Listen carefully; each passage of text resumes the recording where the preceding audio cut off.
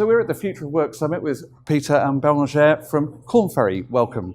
So you're the sponsors of this event, and you've been doing a lot of research into this area, you're experts in it. Can you tell me, firstly, what is the talent crunch?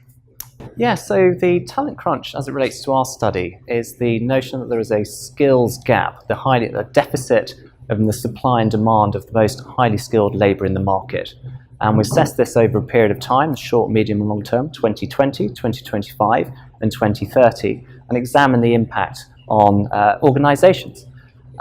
We also looked at effectively the talent management strategies that companies may need to adopt to mitigate and plan for this potential skills deficit.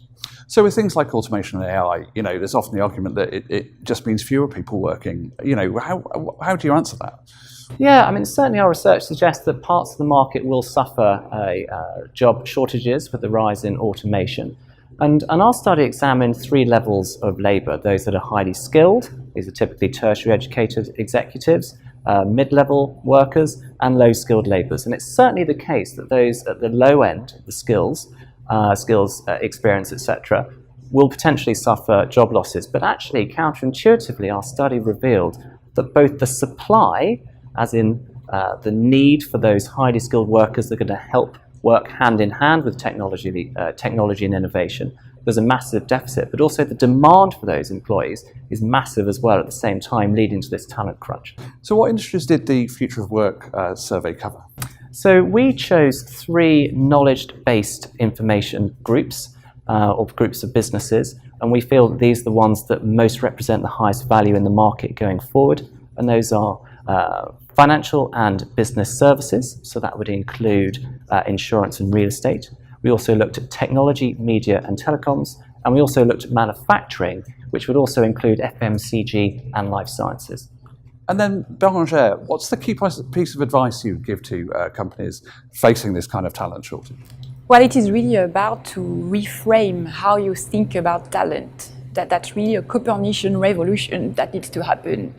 Stop thinking in terms of processes and really think in terms of person. Get to know your talent at a deep level and build processes for them. Stop thinking about jobs and think in terms of capabilities.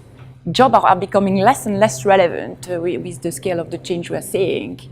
If you focus on future and broader capabilities, as well as employability for your employees, you're just much more agile. And should companies be deliberately disrupting their approach to skills at work?